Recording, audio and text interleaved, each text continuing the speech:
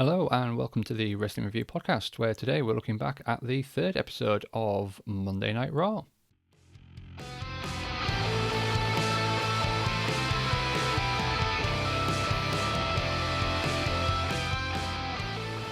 This episode of Monday Night Raw aired on January the 25th, 1993, but was actually taped on January the 18th, 1993, so it was taped after our last episode that we watched. Little side note here, January the 25th is my birthday, so this is what was happening on my birthday in January of 93.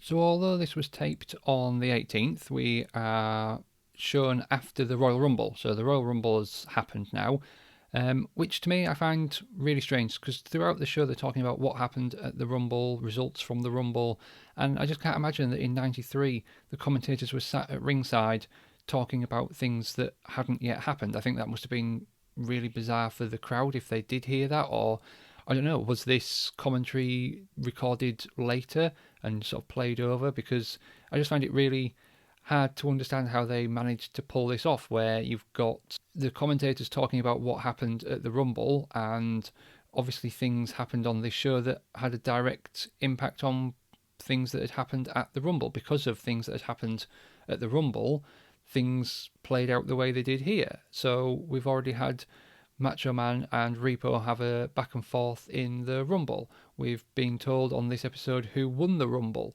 And again, this was recorded straight after the last episode aired live, so I don't know how they managed to do that. If you have any ideas, please let me know. Is it just as simple as this audio was recorded later and played in?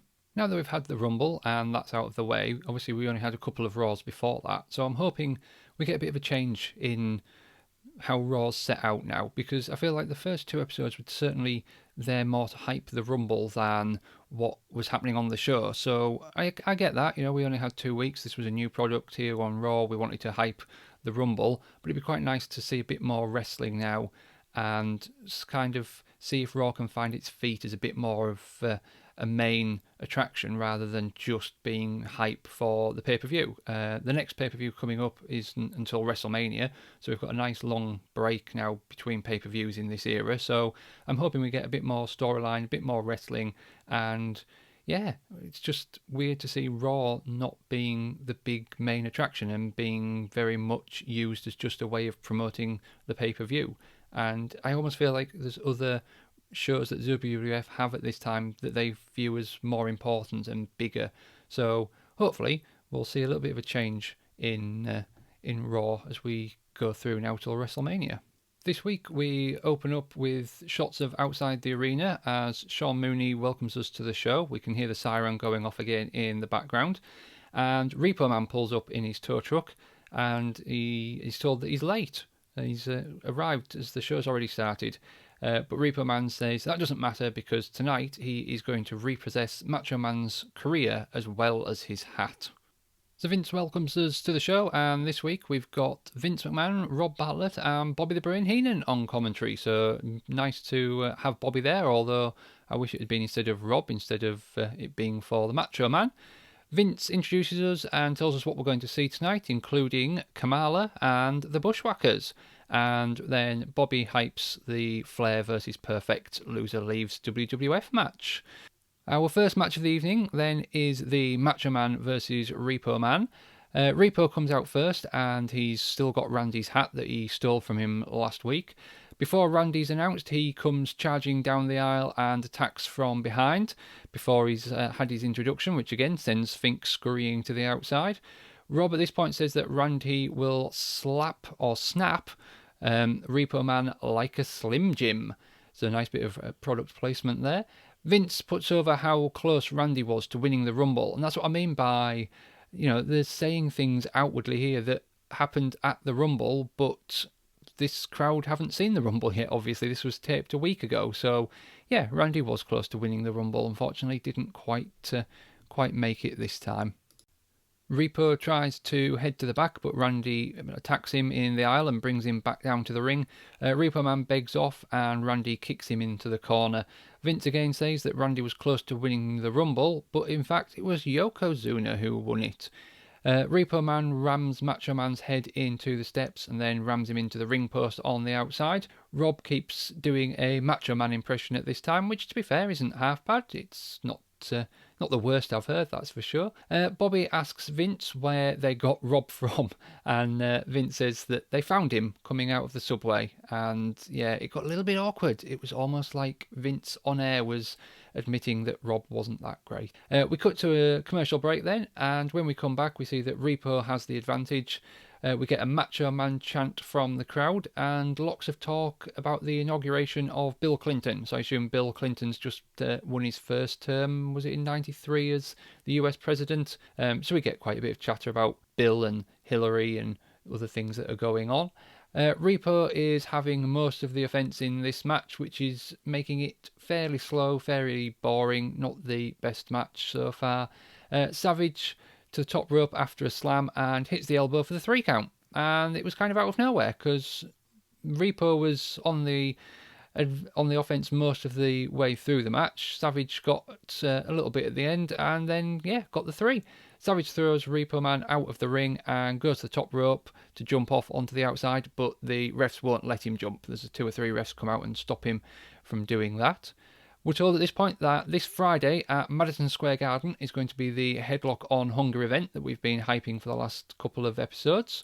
We then get a promo for WrestleMania, hosted or voiced by Vince. To be honest, it's mostly hyping Vegas and the venue rather than WrestleMania, which I thought was interesting. I suppose at this point they've only got one match announced, which is obviously going to be the main event with the Rumble winner versus the WWF champion. However, yeah, it just seemed a bit strange that all we seem to talk about in here is the venue and being in Vegas rather than anything to do with the wrestling, even hinting at who we might get to see on the card.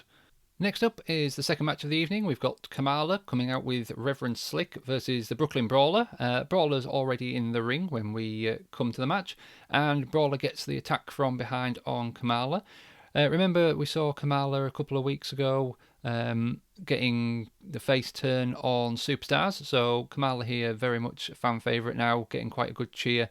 Brooklyn Brawler goes to whip Kamala across the ring, but Kamala won't move out of the corner, so Brawler tries to slam him, but he can't lift him up. Kamala then hits a slam of his own. Brawler ducks the elbow, but gets hit with a kick as he comes off the ropes, and Kamala stands on Brawler in the corner. Kamala now is listening to people and apparently being told that he is a man. I think sort of the gimmick beforehand was that he was very much a savage from deepest, darkest Africa. So, sign of the times. But yeah, he's been told here that he's a man, and Slick's encouraging people to tell him that. Big boot from Kamala, and he starts slapping his belly. We're talking now about Harvey Whippleman and who he brought to ringside at the Royal Rumble. And Vince says that the guy that he brought was called Giant Gonzalez, which I'm not sure if I've missed an episode of something on Gone from the Rumble to the Raw, and we now have a name for this giant that came out at the Rumble, which apparently no one seemed to know what he was called. But yet here we are the next night, and everyone does know what he's called because we name check him a couple of times. So yeah, it was Giant Gonzalez that came out at the Rumble. Now managed by Harvey Whippleman. Kamala tries to pin Brooklyn Brawler at one point, but has Brawler on his stomach and tries to lay across the back of him and lifts a leg as though he's hooking a leg for a pin, as though he doesn't understand how to pin people. Brawler gets whipped into the corner and goes shoulder first into the ring post. Big splash then from Kamala and keeps trying to roll him up for a pin, but just barrel rolling him along the ground. He's not sure whether he should be on his back or on his front, so just keeps rolling Brawler over and over, making out he doesn't know which way up to pin him. Finally gets the pin, and very quick match, very dull really. It served a purpose, I suppose, of getting Kamala on here, but that was all. Vince goes to interview Slick and Kamala afterwards, but only Slick obviously speaks. Slick says that he takes some of the credit, but not all of it. Some of the credit has to go to all the people for helping Kamala become more human. We then get a Royal Rumble report with Mean Gene looking back at yesterday's Rumble, which is brought to us by Coliseum Home Video. Mean Gene goes over the fact that if Bret keeps the title, it's going to be Bret and Yoko at WrestleMania. He also says that Bobby the Brain unveiled Lex Luger, and Gene says that he isn't a fan of Lex. almost like he means it and it's not just storyline. The way he sort of said, I for one am not a fan of Lex Luger. Giant Gonzalez is named again by Mean Gene and says how he manhandled The Undertaker at the Royal Rumble. We then get the Ico Pro advert with Bret Hart again, followed by the Macho Man Slim Jim advert. And then we are through to our third match of the evening, which is our main event, and which is our Loser Leaves Town match, which is Mr. Perfect versus Ric Flair. Ric comes out first, and Bobby leaves the commentary position at this point to go to ringside and see Flair and just wish him well on the match. Perfect comes out next. Now at this point, Vince says that he can hear the Sci-Fi channel in his headset. I'm not sure, he apologised if we were hearing it, and on the network version they've either cut it out or we actually couldn't hear it.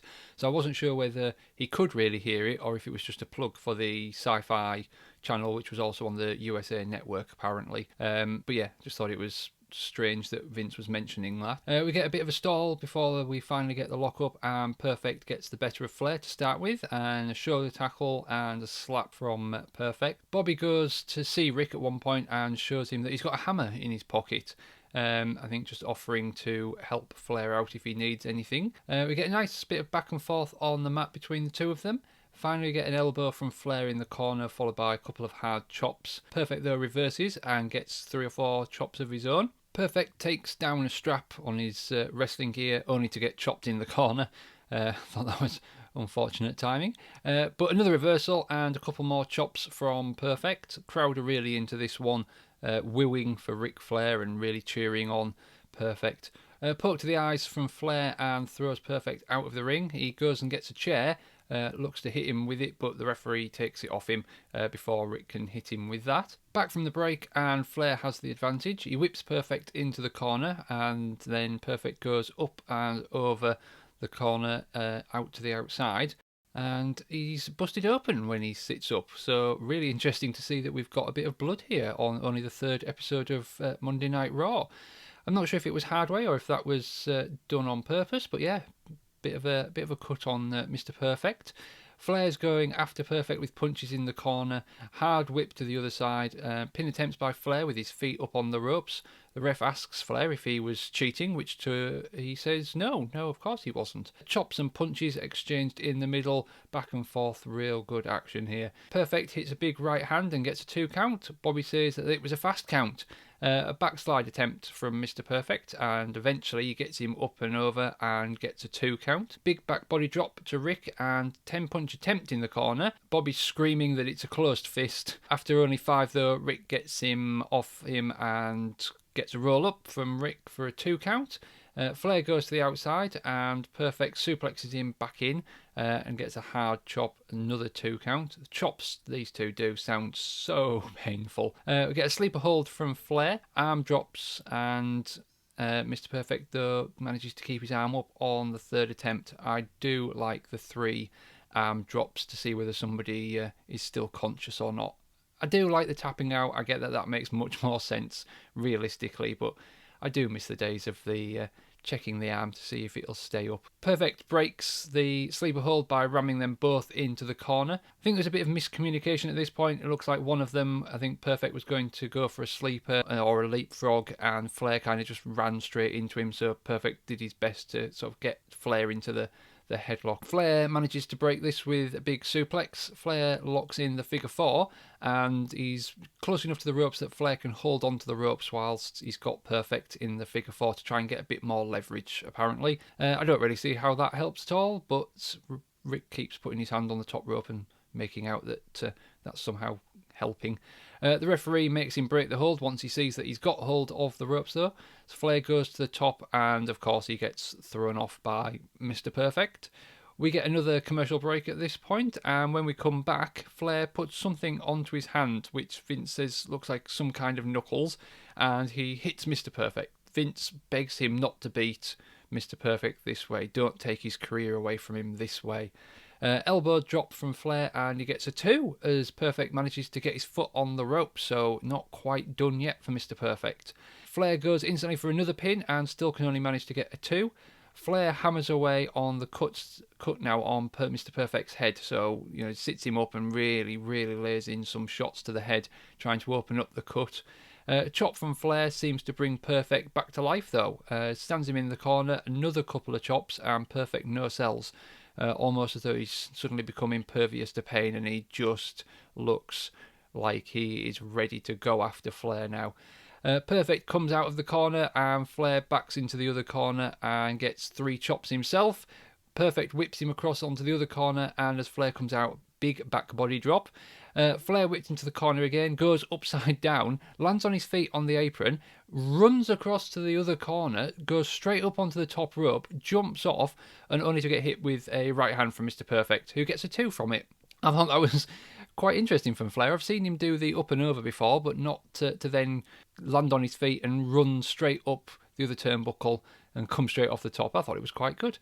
Flair trips Perfect up and gets a 2 count, but he has his feet on the rope, which the ref sees. Rick whips Mr. Perfect into the ropes, bends down as though he's going to do a back body drop, but Perfect puts the brakes on, stops, locks in the Perfect Plex, hits it, and gets the 3. Bobby is apparently going apoplectic at this point. He's bleeped out, so whatever he's saying, he's getting so mad that Flair has lost. And that's it. Ric Flair must leave the WWF. I can't believe that we only got to see him this short little time. He's had 2 matches. He goes to the back with Bobby, and we see Mr. Perfect celebrating in the ring. That was it. That's Ric Flair done. And I think that's such a shame, because his match with Perfect there was good. I would have liked to have seen some more of Ric Flair. It's a shame that Raw only started towards the very, very back end of Ric's stay in the WWF. Vince now tells us that Todd Pettingill will host Mania, or does host Mania, each week, and then says that when they come back after the break, they'll let us know what they have lined up for next week. Now, this is a bit strange. We were very, very near the end of the show. I looked at the time and there was about 30 seconds left, but yet we were coming back after a commercial break to end the show. When we come back, Vince says that Jack Tunney has said that Ric Flair must honour his commitments through this weekend. I guess he must be advertised for upcoming shows. I guess we've got the Headlock on Hunger coming up. So I guess we're just letting everyone know that if you're thinking you're going to come and see Ric Flair, don't worry, he will be there. And then Vince tells us that next week it will be Typhoon versus Doink the Clown. And obviously that's the big draw for next week. We have Typhoon versus Doink the Clown coming up next week. And that's it. We are done with the 3rd episode of Monday Night Raw. All in all, not a bad episode of Raw. I thought the Ric Flair Perfect match was obviously the match of the night. Ric looked really good. Perfect looked good. The Kamala match was, whatever it was. And the Macho Repo was alright, but nothing special. It got a bit ploddy, a bit boring in the middle. But the Ric Flair Perfect match, obviously highlight of the night. I know this was obviously taped before the Rumble, but I found it really strange that we didn't make more of anything that happened at the Rumble. So obviously we had the Intercontinental title match, we had what happened there with Sherry, we had the Royal Rumble, we had Yokozuna winning it, we had Giant Gonzalez, which was mentioned, but no sign of him, no sign of Taker. Nothing that happened at the Rumble seemed to have consequence on the Raw after the Royal Rumble. Now, whether that's because the audio was piped in later, so the crowd, obviously with this being taped prior to the Rumble, they couldn't maybe bring Yokozuna out and have him announced as the winner. They couldn't have Brett come out with the title on this one because he might have lost that to Razor. Razor couldn't come out. So I kind of see why we didn't have the champions, obviously Shawn as well. That would have given it away too much, but it would have been, I don't know, good to have seen a little bit of some of those guys. We could have maybe had some promo or something, but yeah, just nothing from what happened at the Rumble. Like I said, all in all, not a bad episode, and yeah, we'll keep going. Next time, we are already a month into WWF Monday Night Raw, so we'll see you next time on the Wrestling Review Podcast.